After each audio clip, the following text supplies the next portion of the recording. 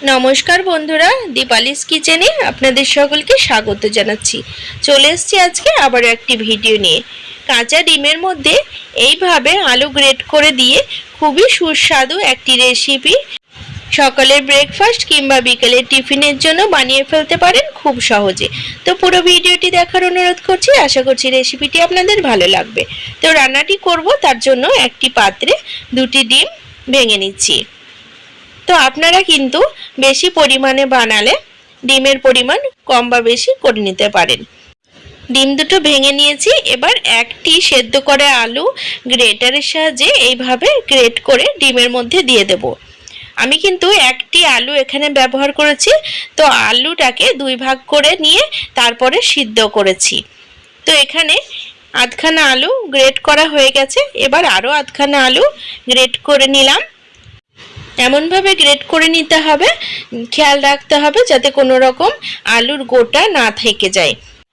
আপনারা রেসিপিটির জন্য যদি আলু গ্রেট করে না দিতে চান, সেক্ষেত্রে আলু হাত দিয়ে ভালো করে মেখে নিতে পারেন। তবে খেয়াল রাখতে হবে এর মধ্যে যাতে আলুর কোনো গোটা বা দানা না থাকে।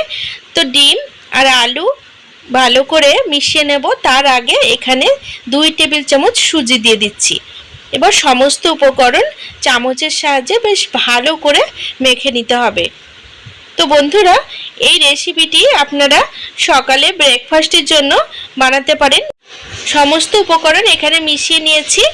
এবার ঢাকা লাগিয়ে 10 মিনিট মতো রেখে দেব। যেহেতু সুজি দিয়েছি তার জন্য 10 মিনিট রেখে দেওয়াটা ভীষণই দরকার। তো 10 মিনিট পর ঢাকা তুলে নিচ্ছি।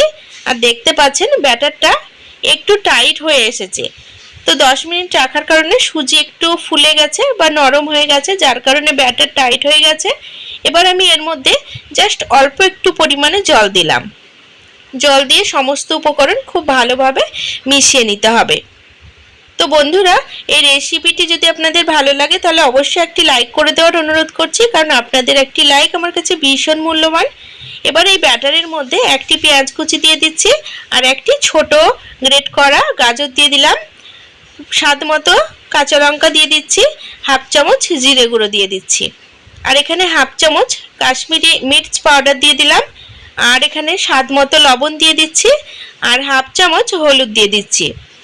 এবার খুবই অল্প পরিমাণে নামমাত্র একটুখানি চিনি দিয়ে দিলাম। তো চিনি দেওয়ার পরে হাফ চামচ চাট মশলা দিয়ে দিচ্ছি। এবার সমস্ত উপকরণ দিয়ে ব্যাটারটা খুব ভালোভাবে মিশিয়ে নিতে হবে। বন্ধুরা, বাচ্চারা কিন্তু বিকেলে প্রতিদিনই নতুন কিছু খাওয়ার জন্য বায়না করে।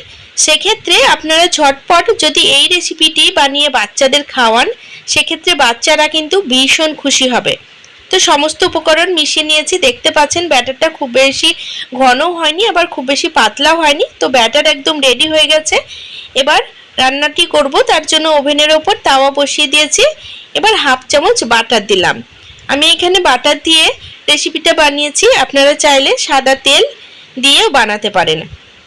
এবার বাটার মেল্ট হয়ে যাওয়ার পরে অল্প একটুখানি গোটা জিরে নিয়ে এই বাটারের উপর দিয়ে দিলাম।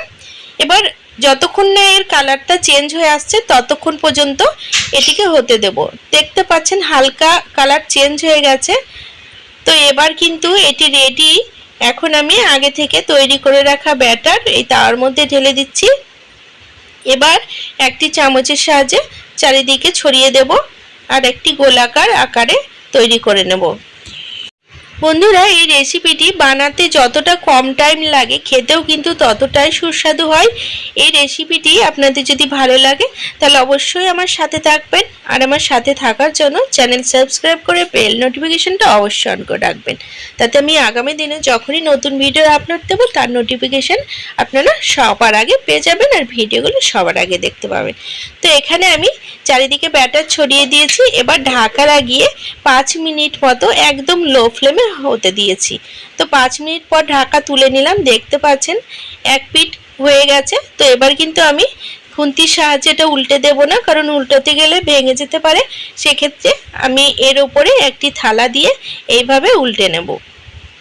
তারপরে অপর পিঠও কিন্তু 5 মিনিট মতো একদম মিডিয়াম টু লো ফ্লেমে ঢাকা দিয়ে ভেজে নেব। তার আগে আরও অল্প একটুখানি বাটার এর মধ্যে দিয়ে দিচ্ছি। তো বাটার দেওয়ার পরে চারিদিকে বাটার একটুখানি ছড়িয়ে দিলাম। এবার ঢাকা লাগিয়ে মিডিয়াম টু লো ফ্লেমে 5 মিনিট হতে দেব। বন্ধুরা, স্কুল কলেজে যাওয়ার সময় কিন্তু ভীষণ তাড়াহুড়ো থাকে, কিংবা অফিসে যাওয়ার সময়ও তাড়াহুড়ো থাকে। সেক্ষেত্রে অল্প একটু সময়ের মধ্যে এই রেসিপিটি বানিয়ে আপনারা স্কুল কলেজের টিফিনে দিতে পারেন, অথবা অফিসের জন্য লাঞ্চ বক্সেও দিতে পারেন। তো 5 মিনিট ঢাকা লাগিয়ে রান্না করার পরে ঢাকাটা তুলে নিলাম, আর এটি কিন্তু একদম ভাজা হয়ে গেছে দেখতে পাচ্ছেন। এবার কিন্তু আমি খুন্তির সাহায্যে খুব ভালো মতো উল্টাতে পারছি। তো এবার কিন্তু আমি এটিকে প্লেটে নামিয়ে নেব আর ঠান্ডা হওয়ার জন্য অপেক্ষা করব। তো বন্ধুরা, এখানে আমি প্লেটে নামিয়ে নিয়েছি আর রেসিপিটি একদম ঠান্ডা হয়ে গেছে। এবার আমি 1 টেবিল চামচ মতো সস নিয়ে এর উপরে বেশ ভালো করে মাখিয়ে নিচ্ছি। আপনারা চাইলে এর সাথে 1 চামচ মেয়োনিজও অ্যাড করে দিতে পারেন, কিংবা ঘরে চিজ থাকলে সেই চিজও কিন্তু এর উপর গ্রেট করে দিতে পারেন। তো এখানে আমি 1 টেবিল চামচ মতো সস নিয়ে পুরো রেসিপিটার ওপর বা পুরো অমলেটটার ওপর মাখিয়ে নিলাম। এবার ছুরির সাহায্যে পিস পিস করে কেটে নেব। আমি এখানে ট্রায়াঙ্গেল শেপে কেটে নিচ্ছি, আপনারা আপনাদের পছন্দ মতো শেপে কেটে নিতে পারেন। আমি এখানে বাচ্চাদের জন্য বানিয়েছি, যার জন্য এইভাবে ট্রায়াঙ্গেল শেপে কেটেছি। দেখুন এটি দেখতে কতটা লোভনীয় লাগছে, খেতেও কিন্তু ঠিক ততটাই সুস্বাদু হয়। আপনার রেসিপিটি অবশ্যই একদিন বাড়িতে বানাবেন। আর আপনারা কে কোথা থেকে দেখছেন আমাকে অবশ্যই কমেন্ট বক্সে জানাবেন, যাতে আমি ধন্যবাদ জানাতে পারি। তো এটা দেখতে পাচ্ছেন, বাচ্চাদেরকে সার্ভ করার আগে এইভাবে সস দিয়ে যদি ডেকোরেশন করে দেন, সেক্ষেত্রে বাচ্চারাও কিন্তু ভীষণ খুশি হবে আর খুব মজা করে খাবে। বন্ধুরা, রেসিপিটি কেমন লাগলো জানাবেন, আর অবশ্যই একদিন বাড়িতে ট্রাই করে দেখবেন।